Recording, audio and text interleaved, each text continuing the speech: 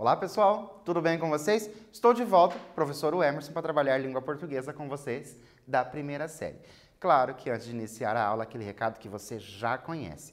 Se você está assistindo às nossas aulas pela TV ou pelo YouTube, entre em contato com a sua escola para que você veja quais são as atividades que os professores estão disponibilizando para vocês fazerem em casa. Você vai à escola, pega a atividade, leva para casa, faz e depois retorna as atividades lá para a escola. Fazer as atividades é muito importante, porque além de você aumentar o seu conhecimento, é uma forma de você também se autoavaliar, de você perceber se você realmente está compreendendo aquilo que nós estamos transmitindo para vocês aqui no Aula Paraná. Se você é daquele aluno que tem acesso ao Classroom, não esqueça de fazer a atividade obrigatória para também, além de aumentar o seu conhecimento, você garantir a sua presença. E gosto sempre de lembrá-los, é para fazer as atividades de todas as disciplinas, não somente de língua portuguesa ou daquelas disciplinas que vocês mais gostam. Tem que fazer de todas as disciplinas, certo?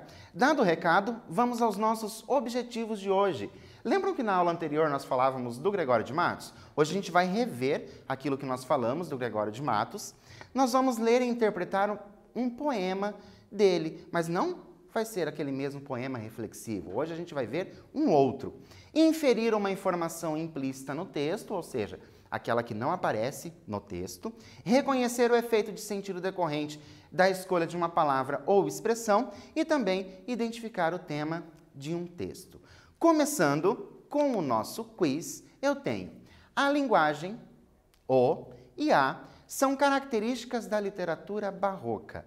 Eu vou dar um tempinho para vocês preencherem esses espaços com as nossas opções aqui e eu já volto para a gente continuar.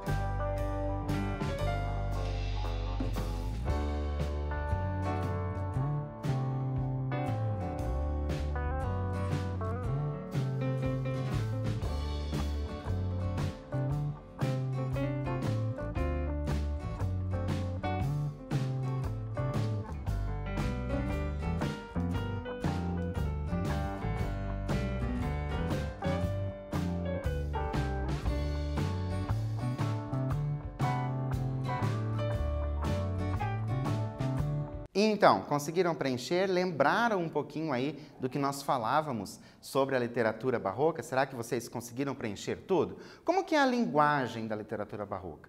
Na aula passada a gente falou bastante sobre isso. Não é uma linguagem rebuscada?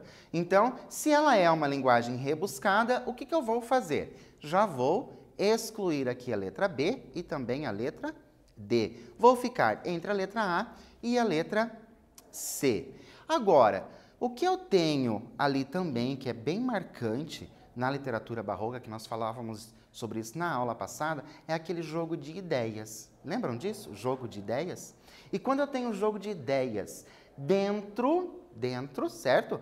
Dentro ali das figuras de linguagem, o que eu tenho? Eu tenho um paradoxo. Lembram? Um paradoxo. Continuando, eu tenho também uma coisa bem marcante, uma outra figura de linguagem. Lembram da aula passada que tinha até um exercício para vocês retirarem essa figura de linguagem? Qual era a figura? Antítese. Resposta correta, letra C. Então, a linguagem rebuscada, o paradoxo e a antítese são características da literatura barroca. Sempre bom lembrar quais são as características. Lembrando sobre o Gregório de Matos, que ele era filho de senhor de engenho, foi para Portugal, ficou em Portugal durante muito tempo e depois retornou para o Brasil. Lembrando, ele ficou em Portugal durante muito tempo, mas ele é um autor brasileiro. E ele é um autor brasileiro conhecido como o quê? Como Boca do Inferno. Então, ó, aquilo que nós falamos na aula passada. Gregório de Matos, Boca do Inferno. vou fazer essa relação. Mas por que é conhecido como Boca do Inferno? Só porque alguém deu esse apelido para ele? Não, ele ficou conhecido por isso por conta da sua poesia erótica e também das suas sátiras, certo? Então, por isso que ele foi conhecido também como Boca do Inferno. Até na aula passada eu indiquei para vocês um livro da Ana Miranda chamado Boca do Inferno. Lembrando que a lírica de Gregório de Matos, ela pode ser reflexiva, amorosa e sacra. Então, reflexiva, amorosa e sacra, relembrando que sacra vai ter a ver ali com religião, não esqueçam disso, certo? A reflexiva fica fácil e a amorosa também fica fácil para a gente lembrar. Mas a sacra, então fazer essa relação, sacra com religião, para vocês não esquecerem. E por falar em essa lírica sacra, eu trouxe para vocês também um vídeo, só que agora de um poema religioso do Gregório de Matos. Então, nós vamos ouvir o poema do Gregório de Matos. Então, vamos acompanhar. Oi, pessoal! Estamos aqui, mais uma vez, nessa Igreja do Rosário, na cidade de Curitiba. Hoje, sentado aqui, nessa escadaria, com essa moldura maravilhosa que nos remete ao barroco. E nada melhor do que estar sentado em frente a uma igreja para nós falarmos de pecado. E é sobre pecado que Gregório de Matos vai escrever. Pequei, Senhor, mas não porque hei pecado, da vossa alta clemência me despido, porque, quanto mais tenho delinquido, vos tenho a perdoar, mais empenhado. Se basta vos irar tanto um pecado, a abrandar-vos sobeja um só gemido, que a mesma culpa que vos há ofendido, vos tem para o perdão lisonjeado. Se uma ovelha perdida e já cobrada, glória tal e prazer tão repentino, vos deu, como afirmais na sacra história. Eu sou, Senhor, a ovelha desgarrada, cobrai-a e não queirás, pastor divino, perder na vossa ovelha a vossa glória. Gregório de Matos. E então, gostaram do poema de Gregório de Matos? Viram como ele trata bastante da religião e até mesmo o cenário em que foi gravado aqui no Largo da Ordem, na cidade de Curitiba, lá na Igreja do Rosário. Então, não sei se vocês perceberam que na entrada da igreja tinha ali uns desenhos, alguns trabalhos que nos remete a quê? Nos remete ao barroco, certo? Então, por isso foi gravado ali na Igreja do Rosário. E, para nós continuarmos, eu trouxe para vocês uma leitura de imagem. Lembra que na aula passada nós falamos de leitura de imagem? Hoje nós vamos falar um pouco mais de leitura de imagem e já vão se preparando, porque é claro que existe um motivo para a gente estar falando tanto de leitura de imagem, certo? Trouxe aqui uma imagem digital. Na aula passada eu trouxe para vocês o quê? Uma fotografia, e depois algumas pinturas. E agora eu trouxe uma imagem digital. A imagem digital é da artista Sabrina Dias Soares. E eu tenho aqui também o arroba dela, caso vocês gostem, para vocês acompanharem essas obras digitais que são bem interessantes. O que eu consigo perceber nessa obra digital? O que me chama a atenção? O que eu tenho? Por que será essa obra digital aqui? O que será que essa imagem passa de representação? Por isso, nós temos a nossa primeira atividade. Como podemos relacionar a arte de Sabrina com o poema de Gregório de Matos? Esse que vocês ouviram, esse religioso que vocês ouviram. Já vou dar uma dica, da ovelha desgarrada. Vou dar um tempinho para vocês analisarem a imagem, lembrarem do poema de Gregório de Matos, escreverem aí no caderno de vocês e eu já volto para a gente continuar.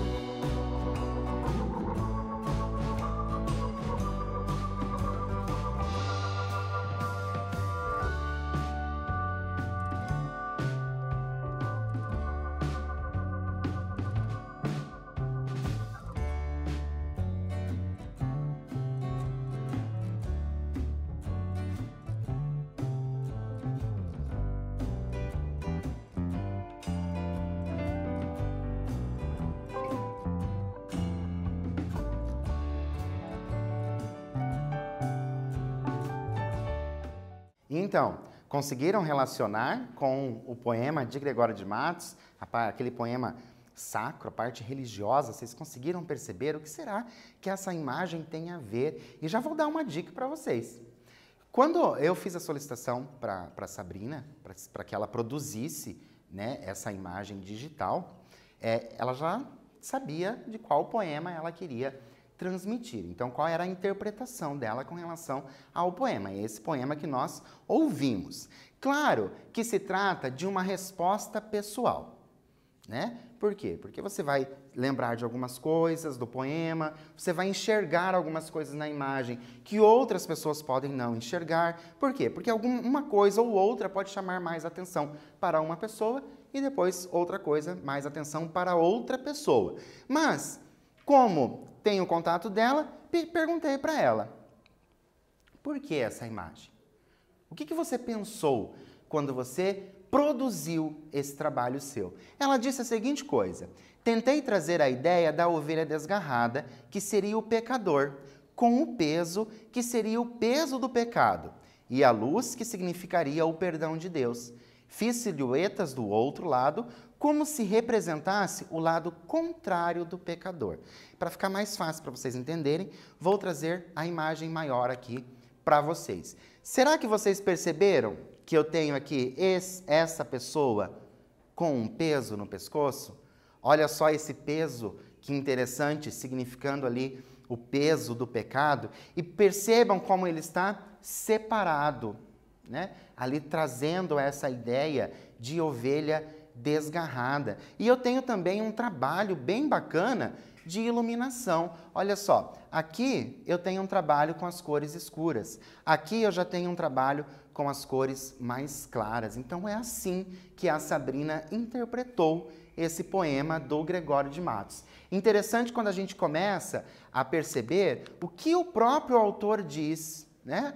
O pecador com o peso, que seria o peso do pecado, e a luz, olha só, a luz que está trazendo aqui, que significaria o perdão de Deus. Muito bacana essa interpretação dela, e é mais bacana ainda quando a gente percebe que é a própria pessoa que fez, dizendo aquilo que ela transmitiu ali no desenho. E agora nós vamos fazer a leitura do poema.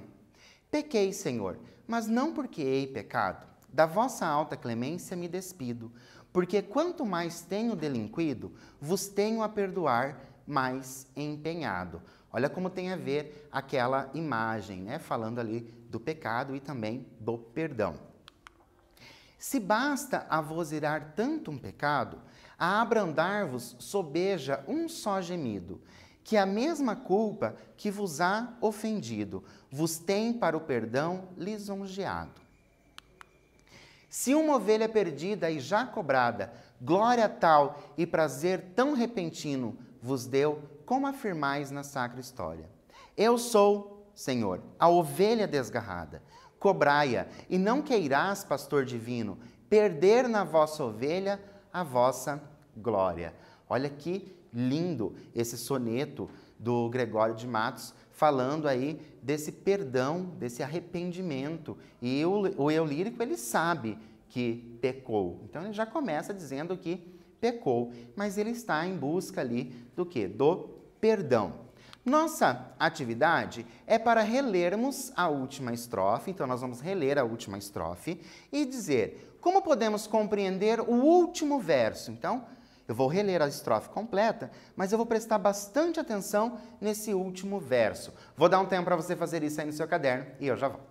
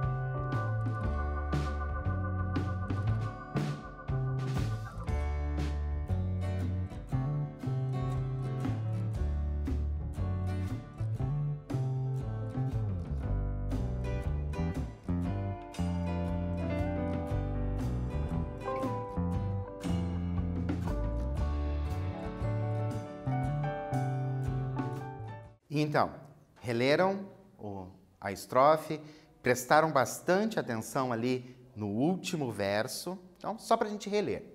Eu sou o Senhor, a ovelha desgarrada. Cobrai-a, e não queirás, pastor divino, perder na vossa ovelha a vossa glória. Como assim? Perder na vossa ovelha a vossa glória. Vossa ovelha. Quem é essa vossa ovelha? Certo? Então, trouxe para vocês aqui.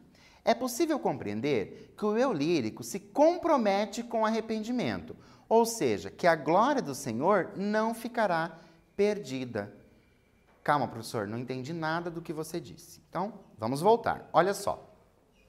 Eu sou o Senhor, a ovelha desgarrada. Já diz ali que ele é uma ovelha desgarrada, então hoje eu vou entender essa ovelha desgarrada como um pecador, certo? Então eu tenho ali o pecador. Então, ó, o eu lírico, né, se compromete com o arrependimento. Ele sabe que ele pecou. Ele é a ovelha desgarrada. Ele não diz, talvez eu seja. Não, ele diz, eu sou a ovelha desgarrada. Então ele sabe que pecou de alguma forma. Qual pecado a gente não sabe, mas ele sabe que pecou. E depois diz aqui, cobrai-a. Cobrai-a. Cobrar quem? Quem que tem que cobrar? Cobrar a ovelha desgarrada. É isso que nós temos que pensar. E depois, não queirás, pastor divino, perder na vossa ovelha a vossa glória. Ou seja, não queira, né, perder em mim ali, no eu lírico, não queira perder em mim a vossa glória. Por quê? Porque eu sei que eu estou arrependido, mas a glória do Senhor não ficará perdida. Por quê? Porque por mais que eu seja ali o pecador, então eu tenho esse eu lírico, o pecador, a ovelha desgarrada, por mais que ele tenha consciência disso, ele se compromete com arrependimento, dizendo que a glória não vai ficar perdida. Ele vai realmente se arrepender daquilo que ele fez. Conseguiram agora, então, perceber tudo isso? E vamos lembrar, então, da imagem feita pela Sabrina, que tinha, lembram? Vou até trazer aqui para vocês novamente, que eu tinha o quê?